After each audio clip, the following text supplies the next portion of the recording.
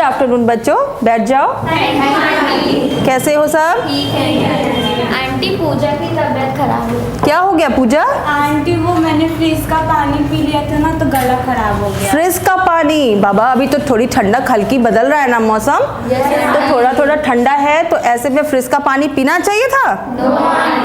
नहीं पीना चाहिए। अच्छा चलो, फ्रिज की बात आई तो ये बताओ, फ्रिज सबके पास है ना? अच्छा, फ्रिज जब खोलते हो तो कैसा फील करते हो, कैसे महसूस करते हो? ठंडा ठंडा झोंका महसूस करते हो? हवा आती है? अच्छा, अगर ठंडा झोंका महसूस करते हो तो हवा तो जब आपको आकर लगी, इसका मतलब क्या हुआ? उधर से चलकर आप तक आई, लगा हुआ ना? और फ्रिज के अंदर का तापमान कैसा होता है? ठंडा। जिसको क्या कहेंगे? ठंडे को। कम तापमान हुआ तो उसको कहा गया कम तापमान। कम तापमान। और बाहर उच्च तापमान था, फ्रिज में ठंडा था, बाहर गर्म, तो हवा किधर चली? कम तापमान से उच्च तापमान की ओर। अच्छा बच्चों, अब हवा चली ना, हवा चलती है, देखा है? तो हवा के चलने को क्या करना? वो उसने मूवमेंट किया, गति करी, तो क्या हुई? हवा में एक गति होती है। हवा भी कई प्रकार की होती हैं, तो चलो आज हम लोग पढ़ेंगे उसमें कितने प्रकार की हवाएं होती हैं। तो हमारा जो लेसन है आज हम पढ़ते हैं वायु की गतियां।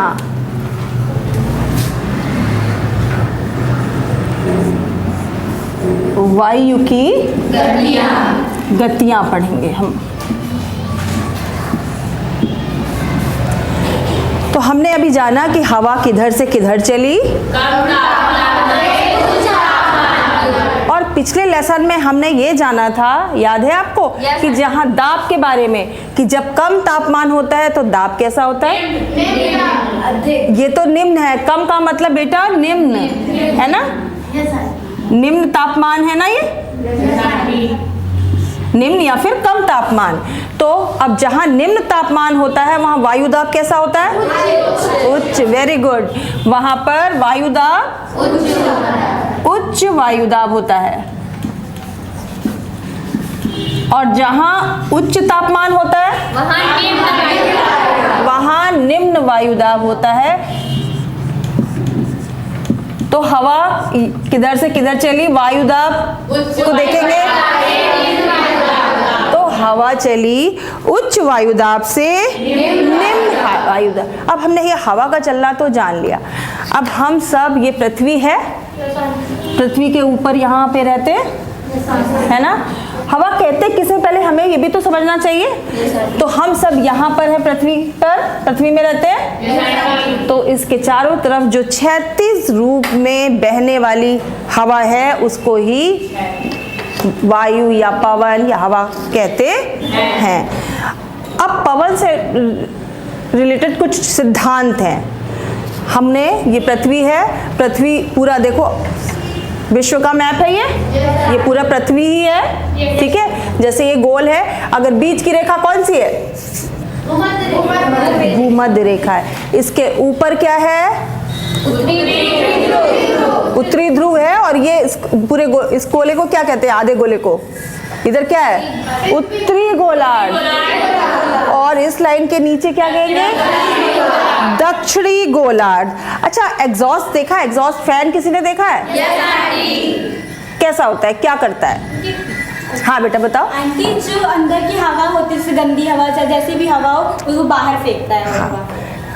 पलट देता है ना? तो उसमें देखा है कि पर उसके कैसे होते, पंख कैसे होते? पर टेढ़े टेढ़े होते हैं। तो ऐसे ही पृथ्वी हमारी घूमती है ना, पता है आपको? पृथ्वी हमारी अपनी धुरी पर घूमती है, और उसकी इस गति के कारण ही हवा भी अपनी जगह से मुड़ जाती है, वो अपनी जगह छोड़कर मुड़ जाती है। तो इसके लिए हमारे एक भूगोलवेत्ता ने, फेरल नाम था, उन्होंने एक सिद्धांत बताया कि पृथ्वी अपनी धुरी पर घूमने के कारण वो अपनी हवाओं की दिशा बदल जाती है, मोड़ लेती है। इस परिवर्तित बल को हम क्या कहते हैं? विक्षेप बल या विक्षेप बल। और इस क्रिया को हम विक्षेपण कहते हैं। इस क्रिया को, अपनी जगह से मुड़ने को हवा के विक्षेपण कहते हैं। और ये किस वजह से मुड़ती है? कोरियोलिस बल की वजह से। किसकी वजह से? कोरियोलिस बल होता है। कोरियोलिस बल की वजह से ये अपनी जगह से छोड़कर मुड़ जाती है। और उत्तरी गोलार्ध में, हमने भी 2 गोलार्ध जाने, ऊपर है उत्तरी गोलार्ध, नीचे दक्षिणी गोलार्ध। उत्तरी गोलार्ध में हवा किधर की ओर मुड़ती है? उत्तरी गोलार्ध, जब पृथ्वी अपनी जगह पर घूमती है तो उत्तरी गोलार्ध में हवा हमेशा अपने दाईं ओर मुड़ती है और दक्षिणी गोलार्ध में हवा अपने बाईं ओर मुड़ती है। इसको फेरल का नियम कहा जाता है क्योंकि फेरल नामक विद्वान ने इसे बताया था। अब हमने ये तो जान लिया कि पृथ्वी अपनी जगह पर गति करती है। उसके चारों तरफ क्या है? वायुमंडल है। वायुमंडल में क्या हवा भी है? हवा चलती है, महसूस करते हो? जब तेज हल्की हवा चलती है तो महसूस नहीं करते हो, लेकिन जब तेज चलती है तो उस चीज को महसूस करते हो। अब किसी भी एक पर्टिकुलर, किसी भी विशेष स्थान, किसी भी जगह पर चलने वाली कोई भी हवा होती है, वो वहां की उस स्थान की हवा कहलाती है, उसे स्थानीय हवा कहते हैं। और जब जल से, कई प्रकार की हवाएं होती हैं, जब जल से स्थल की ओर चलती है तो उसको जलीय समीर कहते हैं। जब इस समुद्र से चलती है तो उसे सागरीय समीर, जिधर की तरफ से चलती है उसी के नाम से। और वर्ष भर एक दिशा में ही चलने वाली हवाओं को ग्रही हवा भी कहते हैं। इस तरह कई हवाएं हैं। हमारे यहाँ कैसा मौसम होता है भारत में? हम कहाँ रहते हैं? भारत में। भारत में मौसम कितने हैं? 3 होते हैं। कौन कौन से? शीत ऋतु। तो अभी क्या आने वाला है? कौन सी ऋतु आने वाली है? ग्रीष्म ऋतु। और ग्रीष्म ऋतु के बाद कौन सी आएगी? वर्षा ऋतु। अच्छा, वर्षा ऋतु हम लोग को पता है ना किस महीने में वर्षा होती है। और वर्षा थोड़ी अगर लेट हो जाती है या कुछ तो क्या हम लोग बोलते हैं कि हाँ, वेरी गुड, कि मानसून देर से आया। तो क्योंकि ये बारिश मानसून के कारण होती है, इसलिए मानसूनी हवाओं द्वारा होती है, इसलिए इन हवाओं को मानसूनी हवाएं कहते हैं। तो इस तरह से अलग अलग तरह की हवाएं होती हैं, तो हम आज उन्हीं को पढ़ेंगे। ये देखो हवाओं के प्रकार। ये हमने क्या देखा है? हवाओं के प्रकार, जिसमें देखिए 2 तरह की हवाएं हैं। एक पहली हम पढ़ेंगे स्थायी या नियतवाही। स्थायी का मतलब जो हमेशा एक जैसा। नियत मीन्स निश्चित हो, है ना, जो एक जैसा रहे, वो उन हवाओं को क्या कहते हैं? स्थायी या नियतवाही हवाएं। और इसमें भी 3 प्रकार की हवाएं होती हैं जो हमने लिखी। देखो कैसे? व्यापारिक, पछुआ और ध्रुवी हवाएं। अब व्यापारिक पहले हम लोग पढ़ेंगे लाइन से। एक पहली हवा पढ़ेंगे व्यापारिक हवा। व्यापार का क्या मतलब है?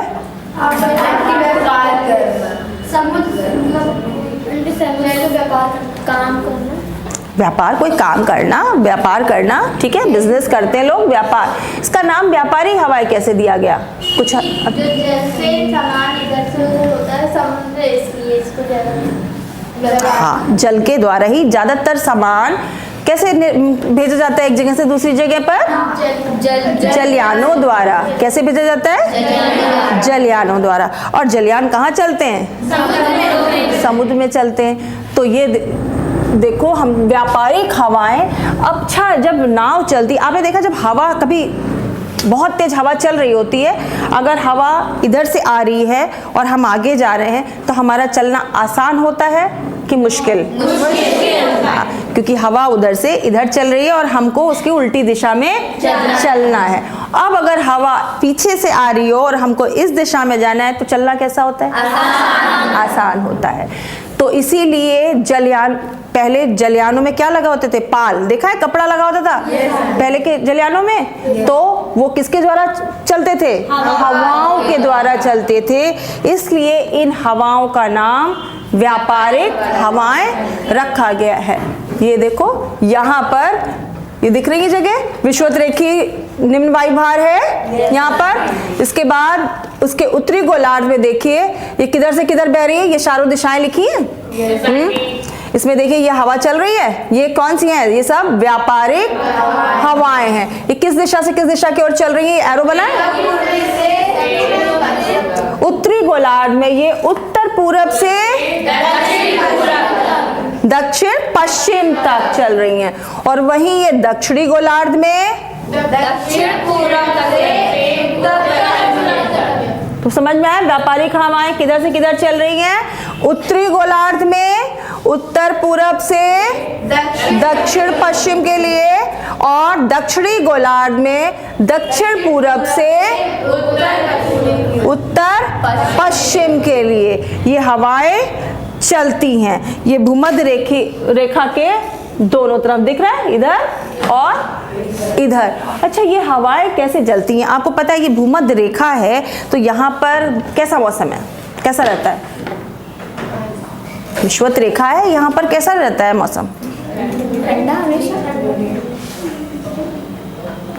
यहाँ पर बहुत गर्म नहीं है। सूरज की आपने पढ़ा हुआ है कि सूरज की किरणें सीधी, ये हमारी पृथ्वी है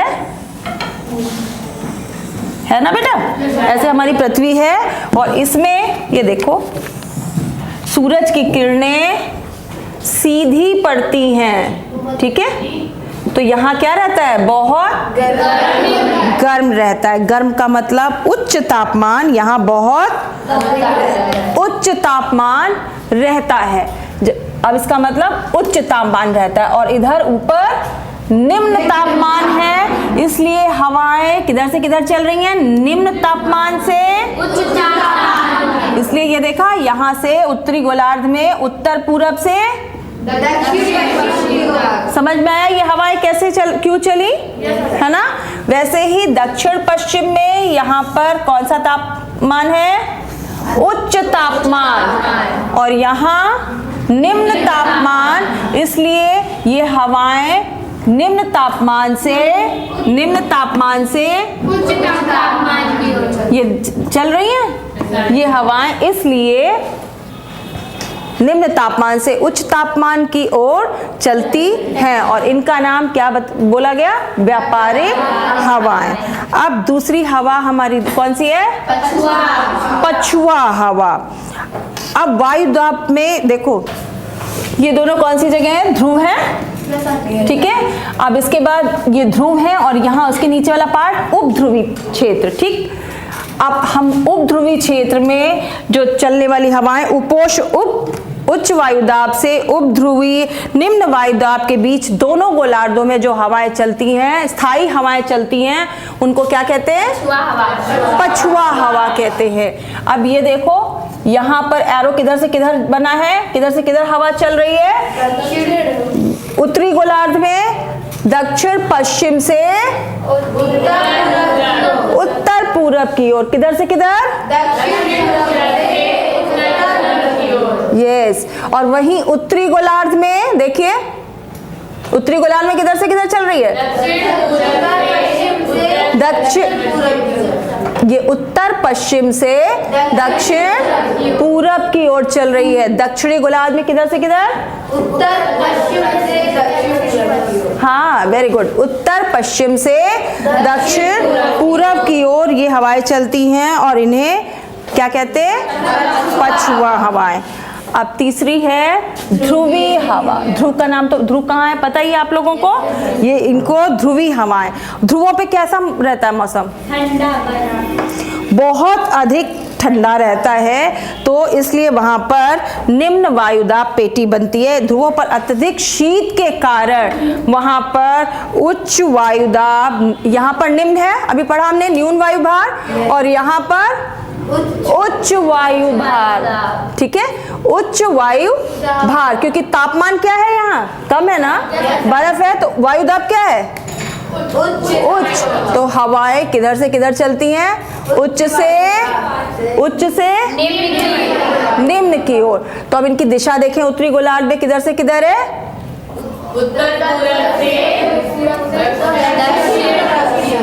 दक्षिण पश्चिम की ओर, उत्तर पूरब से दक्षिण पश्चिम की ओर, और वहीं दक्षिणी गोलार्ध में दक्षिण पूरब से उत्तर पश्चिम की ओर ये ध्रुवी हवाएं चलती हैं। तो अब हमने ये कौन सी हवाओं के बारे में पढ़ा? स्थायी या नियतवाही हवाएं, जिसमें व्यापारिक, पछुआ, ध्रुवी हवाएं हैं। अब इसके बाद हमने पढ़ा था कि हवाओं के प्रकार में दो वर्गों में बांटा है। एक था स्थायी या नियतवाही, जो हमेशा साल भर एक जैसी चलती हैं। दूसरी अस्थाई। अस्थाई के नाम से क्या लगता है? जो स्थिर नहीं रहती, वो अस्थाई हवाएं। अब इसमें पहली हवा कौन सी है? मानसूनी हवा। अभी अभी हम लोगों ने थोड़ी देर पहले जिक्र किया था कि हमारे देश में कौन सी हवाएं चलती हैं? मानसूनी हवाएं। मानसून द्वारा क्या होती है? बारिश होती है। हवाएं जब बादल को लेकर आती हैं तभी तो बारिश होती है। तो मानसूनी हवाएं चलती हैं। ये हवाएं ऋतु परिवर्तन के अनुसार अपनी दिशा बदल लेती हैं। अभी हमने पढ़ा ना अस्थायी हवाएं, तो ये ऋतु परिवर्तन के साथ साथ अपनी दिशाएं भी बदल लेती हैं। अब एशिया महाद्वीप में हम लोग, भारत किसमें आता है? एशिया महाद्वीप में। पूरे एशिया में ग्रीष्म ऋतु में बहुत गर्मी और शीत ऋतु में बहुत ठंड होती है, तो पता है ना।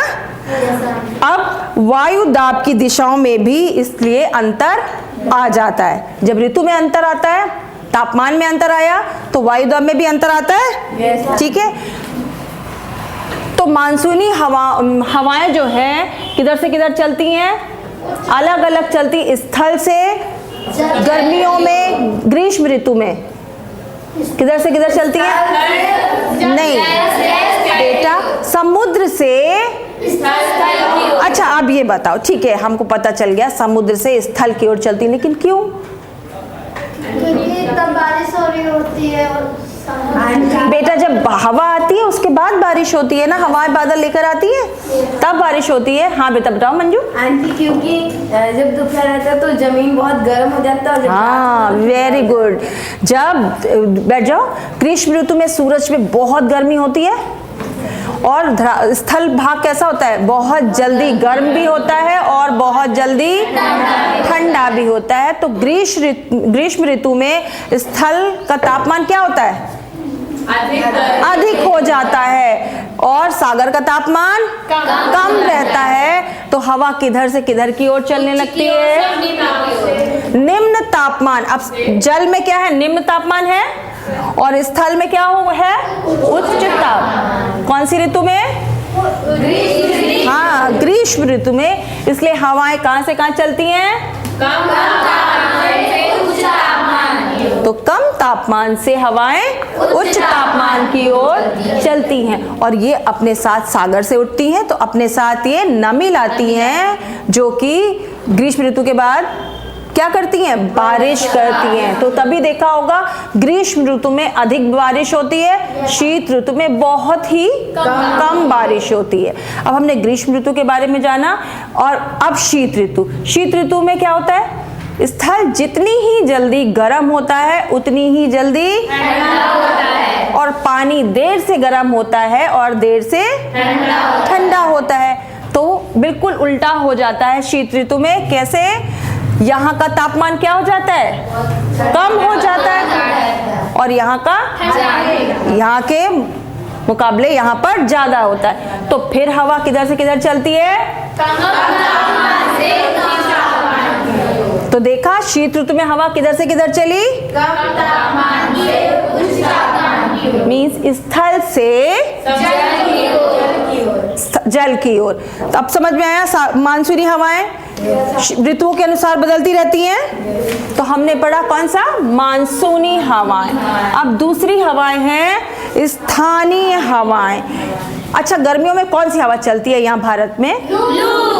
Very good. सबको पता है ना कि गर्मियाँ अभी आने वाली हैं, और जब बहुत गर्मी पड़ती है तो क्या होता है? लू चलने लगती है। इसी तरह से और देशों में भी अलग अलग जगहों पर वहाँ की स्थानीय हवाएं चलती हैं, जिनको अलग अलग नाम से जाना जाता है। जैसे कि ये देखो चिनूक। यूएसए में उसको क्या कहते हैं, वहाँ की स्थानीय हवा क्या है, चिनूक। इटली में सिरोको है, एड्रियाटिक सागर में बोरा, और भारत में तो आपको पता है कौन सी है, लू है।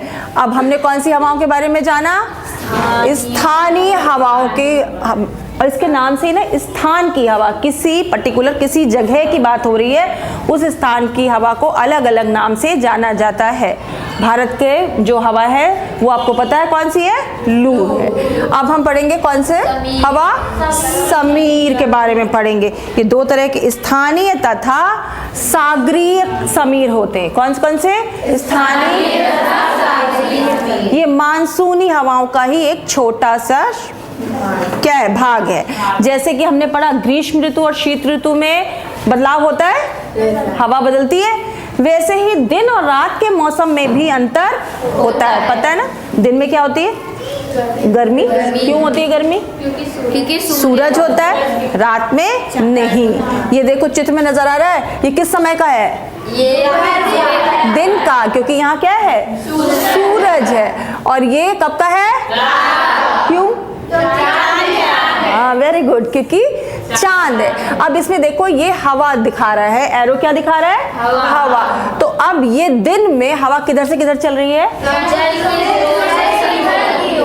जल से स्थल की ओर, इसलिए यह समुद्र से स्थल की ओर चल रही है। इसका नाम क्या है, समुद्र। हवा जिधर से जिधर की ओर चलती है उसका नाम उसी नाम पर पड़ता है, तो ये है समुद्र समीर। अब दिन में समुद्र से चल रही है स्थल की ओर। अब बताइए कैसे, अभी हम लोगों ने जाना ना। अब कौन बच्चा बताएगा कि कम तापमान से उच्च तापमान की ओर चलती है और उच्च वायु दाब से निम्न वायु दाब की ओर चलती। अब इस चित्र को देख के हमें कोई बताएगा बच्चा कि कैसे, क्यों दिन के समय का है, ये आपको पता है। अब हवा समुद्र से स्थल की ओर चल रही है, कैसे बताओ, क्योंकि आंटी दिन में ज्यादा गर्मी होती है और रात में ठंडी होती है। दिन में ज्यादा गर्म है ना, तो इसी को, हाँ दिन में ज्यादा गर्म होता है क्योंकि सूरज से स्थल गर्म हो गया है, तो यहाँ तापमान क्या है, उच्च तापमान। और समुद्र में क्या है, दिन में समुद्र में निम्न तापमान और स्थल में उच्च तापमान। इसलिए दिन में हवा कहां से कहां चल रही है, और बस इसके ही उल्टा विपरीत एकदम रात के समय क्या हुआ, ये हवा किधर से किधर चल रही है, इसलिए इसका नाम स्थलीय समीर है या स्थल समीर है, क्योंकि रात में क्या होता है, स्थल ठंडा हो जाता है और ठंडा निम्न तापमान यहाँ हो जाता है और उच्च हो जाता है, तो हवा किधर से किधर चलने लगती है, निम्न तापमान से उच्च तापमान। तो अब आपको समझ में आया दिन और रात में ये फर्क क्यों होता है, ठीक है। अब हमने पढ़ा स्थलीय तथा सागरीय समीर हमने पढ़ा। अब हवाओं के चलने में जब हवाएं बहुत तेज तेज चलती हैं, वो देखा है पानी में भंवर देखा है कभी, कैसा होता है,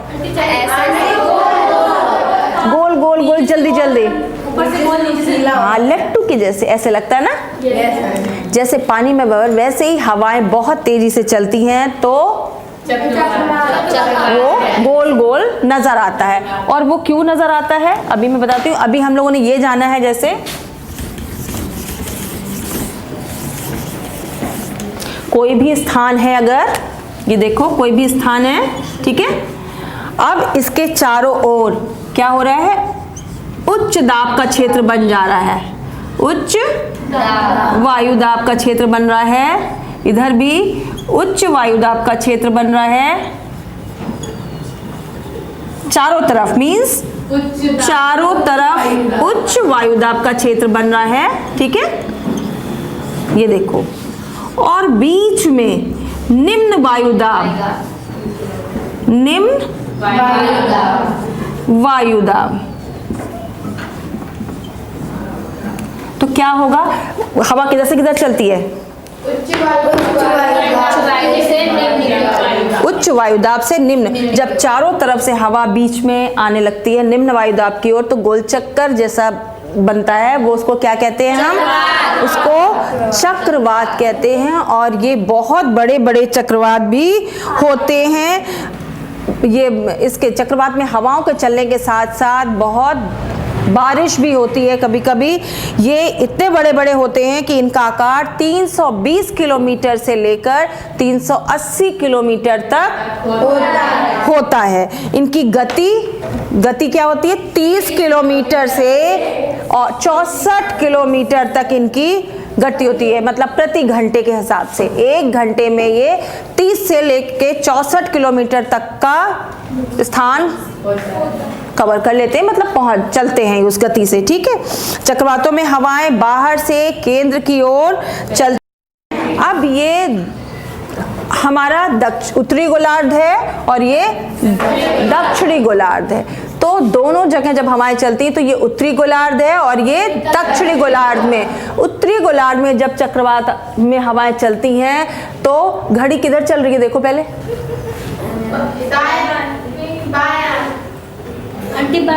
हम ऐसे खड़े हैं तो हमारे दाहिनी तरफ चल रही है। ठीक है। लेकिन इसमें एरो दिख रहा है, हवा कैसे चल रही है? घड़ी के विपरीत दिशा में। ये घड़ी के विपरीत दिशा। तो उत्तरी गोलार्ध में हवाएं घड़ी के सुई की विपरीत दिशा में चलती हैं और दक्षिणी गोलार्ध में चक्रवात की हवाएं हमेशा घड़ी की सुई की दिशाओं में चलती हैं। दोनों में अलग अलग तरह से चलती हैं। अब चक्रवात, आपको ये तो पता चल गया कि क्यों आते हैं, मतलब कैसे आते हैं। अब क्यों आते हैं? कभी देखा है तवा गर्म होता है, इसमें पानी पड़ जाता है तो एकदम से कैसे भाप बनती है, देखा है? ऐसे ही दो राशियों के मिलने से, वायु राशियों, ठंडी वायु राशि और गर्म वायु राशि के मिलने से वहां पर चक्रवात बनते हैं। ठीक है।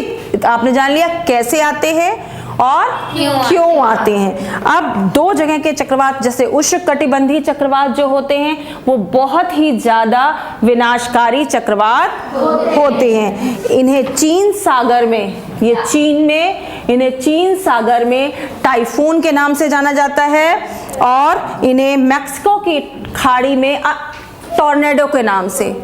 चक्रवात हमने बताया चीन में किस नाम से? टाइफून के।